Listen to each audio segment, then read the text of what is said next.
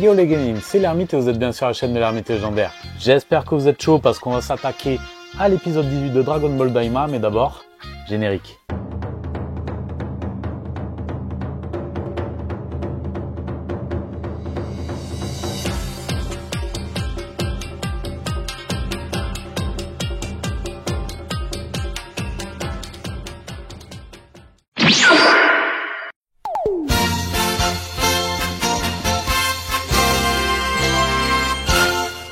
On reprend l'histoire sur le SSJ3 de Goku. Alors certes, c'est très joli, mais ça sert strictement à rien. On sait qu'il va se faire péter par Jiren avec son masque de Goma. Tous les autres sont bien amochés et battent en retraite. Et étrangement, le premier coup de Goku fait mouche, en plein dans le bide. Goma accuse le coup. Bah faut travailler les abdos, garçon! Ça échange des parpaings et des kikoa, mais le combat semble équilibré en termes de vitesse et de puissance. Ceci dit, si ça s'éternise, Goku va être vite à plat et à mon avis Goma nous a pas encore tout montré. La montée en puissance de Goku semble avoir donné une idée à Ku.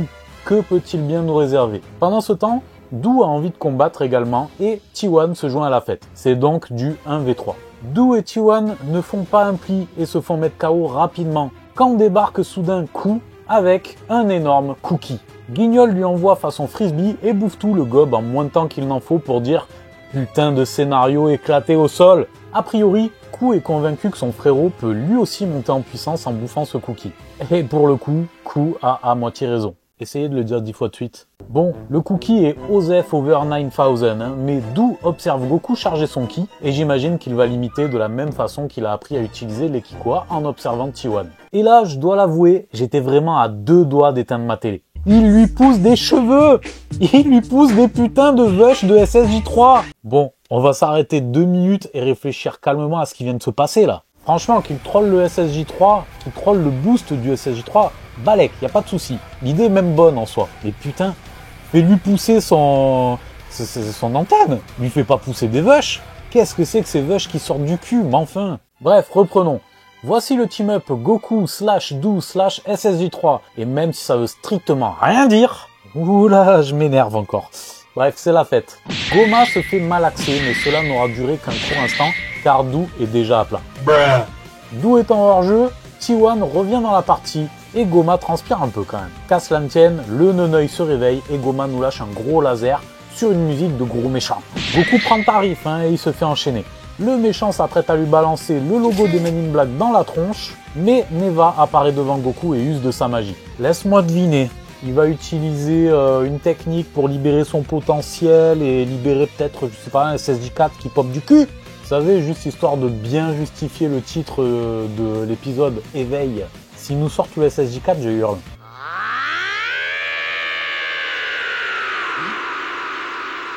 Putain, mais ça veut rien dire, ça sort du cul! C'est éclaté au sol. On nous sort un SSJ4 mini à moitié bâtard avec le SSJ God, tout ça pour vendre de la figarde de merde et fourrez-la-vous bien profond. Bref, ou qu'il est puissant ou que Vegeta a les boules de voir Goku le dépasser encore une fois, et voilà. C'est parti pour le deuxième round, sans surprise, Goma se fait fourrer comme une crêpe waouh. Mais ma crêpe!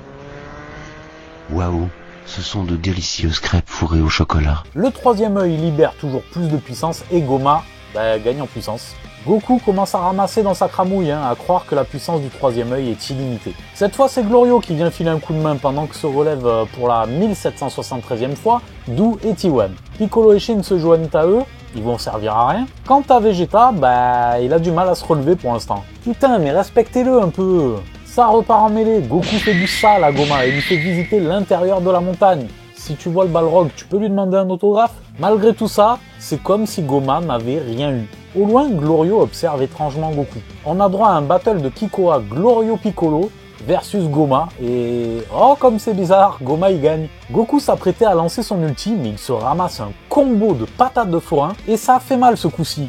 Il semble perdre connaissance. Mais que nenniette Jar Jar, il a serré les dents comme un bonhomme et a poursuivi son Kamehameha qu'il lui lâche en pivotant à l'envers.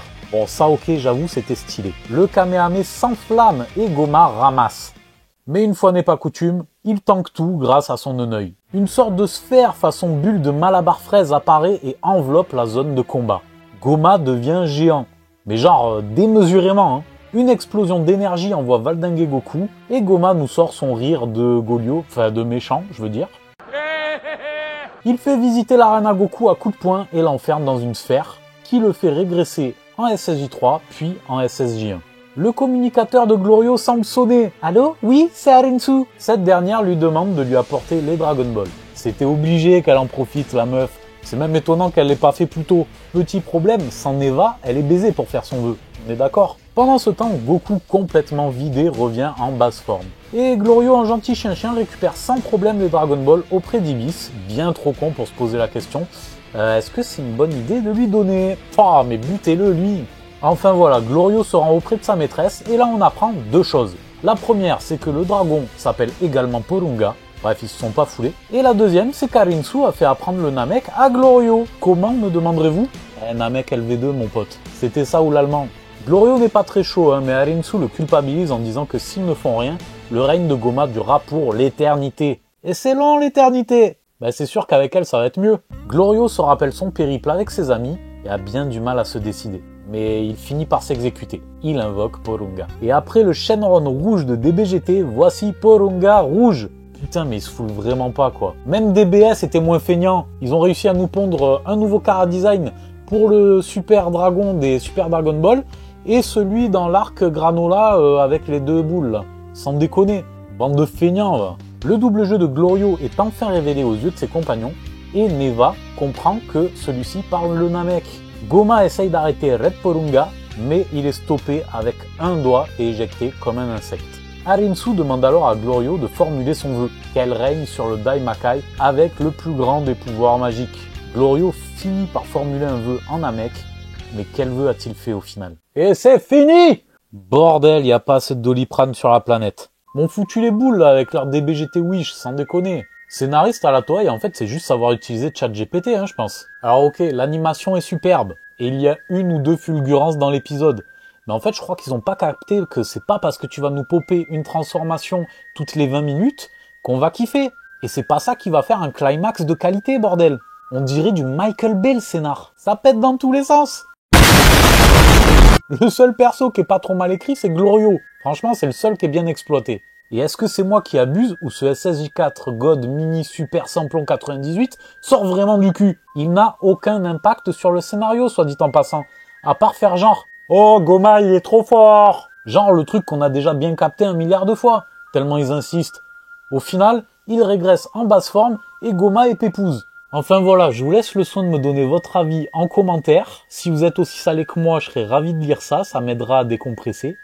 Et puis voilà, je vous dis vivement l'épisode 19 et vivement l'épisode 20 qu'on en finisse.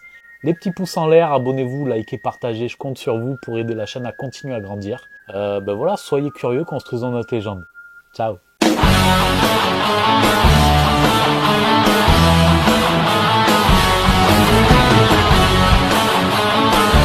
Tu t'es abonné? Tu t'es pas abonné? Abonne-toi!